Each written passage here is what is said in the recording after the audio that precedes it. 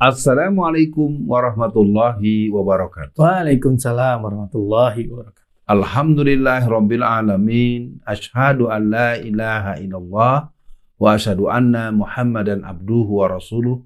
Allahumma sholli ala Muhammad wa ala ali Muhammad.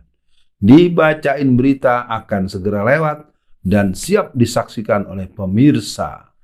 Dibacain berita, disilakan Bung Kameramen. Baik, Bung Alfian. Bagaimana kabarnya, Bung Alfian? Alhamdulillahirabbil alamin. Bung Alfian sepertinya kayak tidak di Jakarta nih. Yeah. Lebih adem. Di tempat yang sejuk. Baik, Bung Alfian, ini dari liputan6.com 24 Juni 2022. Judulnya, Ade Armando minta MK kabulkan pengesahan nikah beda agama.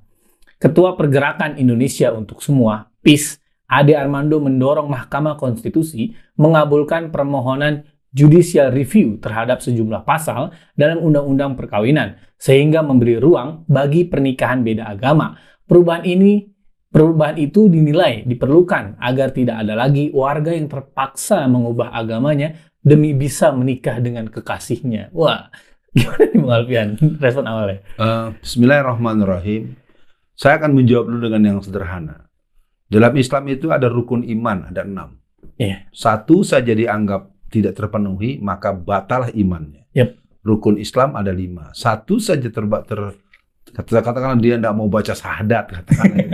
Ya udah, berarti Islamnya hilang. Yeah. Nah, rukun nikah juga ada sedemikian rupa. Salah satu rukun nikah, menikah seiman. Yeah. Jadi kalau ada orang menikah mau didukung oleh MK, MKO, sama MKOP, apapun namanya, mau PBB, mau apa dari planet ketujuh kayak, pokoknya bernikah beda agama dalam rukun pernikahan dalam Islam, hukumnya zina selamanya. Ya. Saya pikir tidak akan ada perdebatan. Betul. Kalau orang itu beriman. Jadi siapapun namanya yang sok-sokan ngusulin ke sana kemari, Anda mempertontonkan bahwa Anda orang yang tidak berpihak kepada Allah. Anak siapakah Anda? Saya tidak tahu. Baik, Bung Alfian. PIS ini kayaknya baru juga, Bung Alfian, dideklarasikan mungkin tahun ini. Tapi sebelum beliau digebukin kayaknya. Nah, pertanyaan saya gini, Bung Alfian. Ini orang nggak ada kapok-kapoknya nih, Bung Alfian. Udah digebukin ya, kita memang tidak setuju lah dengan perbuatan itu. Artinya, dengan dia digebukin, artinya kan ada orang mendam rasa kesel dengan si Ade Armando ini. Nah, tapi sekarang dia bikin lagi nih, nyeleneh lagi nih. Ingin nikah beda agama itu disahkan. Nah, Bung Alfian, kenapa ya orang-orang ini, mereka tuh tidak capek-capeknya, Bung Alfian, menyebarkan hal-hal aneh di kalangan masyarakat, Bung Alfian. Tadi PIS apa kepanjangannya? PIS itu singkatan dari Pergerakan Indonesia untuk Semua. Pergerakan Indonesia untuk Semua disahkan atau dideklarasikan tanggal 23 Maret 2022. Ya. Itu sama-sama kita baca. Kalau saya nggak salah ingat begitu. Ya. Nah, kalau keliru diingatkan. Dan jelas kalau sampai tidak ada pernyataan dari saudara Bung Kameramen, mereka tidak bosan-bosannya. Nah, orang ngajak maksiat yang nggak bosan-bosan, maka buat para pendakwah, waman ahsanu qaulan mimman da'a ilallah wa amila salihan wa qala innani minal muslimin. Ini penting. Kalau orang tidak bosan-bosan mengajak kepada kemaksiatan, itu urusan dia. Walakum a'malukum waluna a'maluna. Kita pun tidak akan bosan-bosan untuk membela kebenaran dari Allah Subhanahu wa taala. Persoalannya apa nih selanjutnya? Saya heran sama saudara sekampung Bung Alfian. Kena deh. Bung Alfian, saya lanjut beritanya. PIS percaya setiap warga berhak untuk menikahi siapapun yang dicintainya tanpa harus mengorbankan agama yang diyakininya. Melangsungkan pernikahan dan memeluk agama seharusnya bukanlah dua hal yang saling meniadakan satu dengan yang lain. Karena aturan yang mencerdai hak-hak yang dijamin dalam konstitusi tersebut harus ditinjau ulang. Nah, ini Bung Alfian, sebetulnya memang ada kasus lain, Bung Alfian, misalkan seperti di PN Surabaya, yang mereka PN Surabaya mengesahkan nikah beda agama. Tapi yang saya lihat, Bung Alfian, itu baru sekedar kasus by kasus. Jadi misalkan ada orang mau nikah beda agama, dia sidang, akhirnya disahkan. Nah, tapi ini saya lihat PIS ini sedikit agak serius agar ini dinasionalkan, Bung Alfian. Nah, jenis penolakan apa yang harus dilakukan oleh masyarakat Indonesia, Bung Alfian, agar hal ini tidak terjadi? Ya, pertama dipertahankan saja undang-undang perkawinan yang masih ada dan masih berlaku. Itu dulu, karena di dalam undang-undang perkawinan kan tidak semuanya kita tolak. Kita menolak hal-hal yang bertentangan dengan ketentuan fikih munakahat. Ya sebenarnya sangat sederhana. Dan orang-orang model begini sebenarnya nggak ada apa-apanya. Mereka pasti kalau kita tanya, yang mereka cari cuma cuan. Yang mereka cari cuma status sosial. Ini menunjukkan bahwa mereka orang-orang yang telah kehilangan orientasi kehidupan. Iya. Bung kameramen yang saya cintai dan dihormati oleh seluruh netizen. Bahwasanya kalau orang teriak-teriak hak asasi terus, dia kan juga punya kewajiban asasi. Itu yang diingat buat pemirsa. Ayo, jangan cuma teriak, jangan ikut-ikutan sama orang yang mengatakan ribut hak asasi. Hak asasi itu ada pengimbangnya, kewajiban asasi. Jadi kalau ada hak asasi, berarti ada kewajiban asasi apa tuh? Nah, silakan dipelajari lagi dari sumber ajaran yang ada secara syariat agama Islam maupun konstitusi yang masih berlaku. Jadi ini omongan-omongan pemburu cuan, omongan orang-orang yang kehilangan cuan, mereka ini orang-orang yang kehilangan orientasi hidup.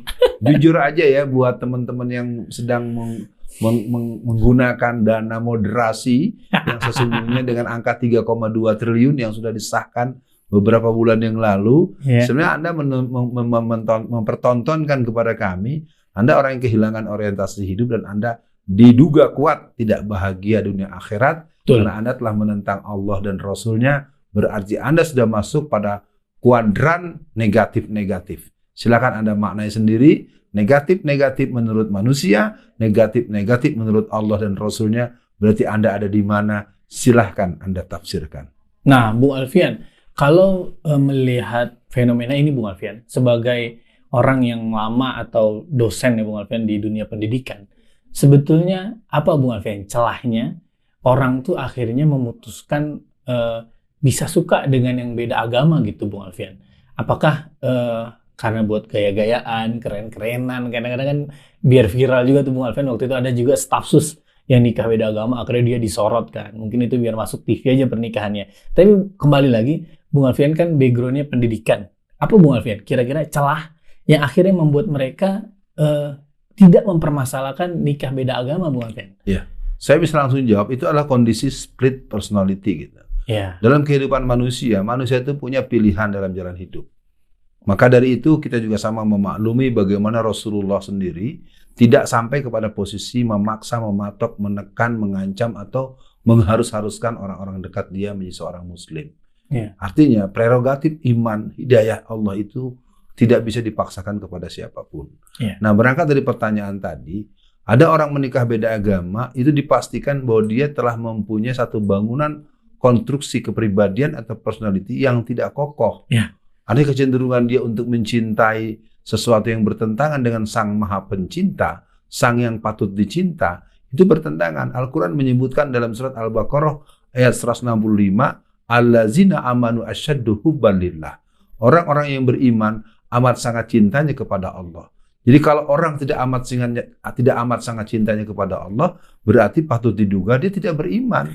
Jadi orang yang mau menikah dengan beda agama, sesungguhnya dia tidak beriman, atau bahasa yang paling eufemisme, bahasa yang paling ringan dan agak sopan, mereka kurang imannya. Ya kalau kurang imannya sama dengan orang berakal dengan kurang akalnya. Nah, silakan saja ditafsirkan sendiri. Jadi yang jelas menikah beda agama sampai kapanpun akan membuat Anda di posisi berzina selamanya. Bukan kata saya, tetapi dari rukun nikah. Kan dalam ajaran Islam ada rukun, ada syarat, ada tata cara, ada kaifiat. Rukun nikah mensyaratkan menikah itu satu iman. Begitu, dan tidak perlu pembahasan berlama-lama di berbagai majelis. Cakep Bung Alfian. Jadi Bung Alfian, untuk akhir sesi dibacain berita kali ini Bung Alfian, saya menangkap satu kata kunci lah.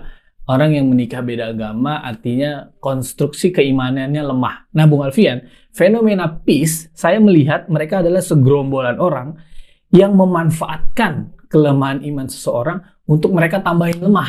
Nih saya lihat begini Bung Alfian. Jadi apa nih pesan Bung Alfian bagi orang-orang tua di luar, teman-teman yang mau menikah di luar, agar mereka tidak terpengaruh oleh virus buruk dari model peace atau liberal begitu Bung Alfian? Ya yang jelas itu kan brandnya nggak pernah laku. Dulu namanya Jil. Ada yang coba ikut-ikutan namanya gym. Macam-macam dia punya nama. Sekarang namanya PIS, besok namanya PUS, besok namanya PES, PPS, ya kan? Ada sebenarnya buat seluruh kaum muslimin, seluruh orang yang telah mempunyai pedoman Al-Quran dan Sunnah Rasulullah, mari kita semakin yakin Islamlah solusi. Islam is solution. Jadi untuk yang lain-lain Anda jangan kepo atau jangan parno gitu loh ya. Jangan parno lah. Silakan aja Anda bilang solusi kami ini. Betul. Tapi jangan Anda melarang orang ngomong, orang menggunakan Islam yang Anda bilang radikal, orang Anda begitu Anda bilang intoleran. Anda masing-masing aja. Betul. Ayo kita fair. Anda kan selalu bilang demokrasi. Anda bilang boleh berbeda. Giliran kita berbeda, Anda ketakutan. Anda memasukkan dengan pasal-pasal yang nggak masuk akal. Nah, saya pikir itu buat Bung Kameramen. Maka untuk acara kita dalam urusan ini tegas, menikah itu adalah syariat. Menikah itu indah, menikah itu perbuatan yang dilakukan kalau bukan dengan cara menikah yang sah menurut syariat berarti zina. Kalau dia menikah sesuai dengan Allah dan Rasulnya itu berarti ibadah. Sama perbuatannya, beda nilainya di hadapan Allah. Silakan timbangkan dengan akalmu, dengan imanmu. Sekian, sampai jumpa di Bacain Berita yang berikutnya. Assalamualaikum warahmatullahi wabarakatuh.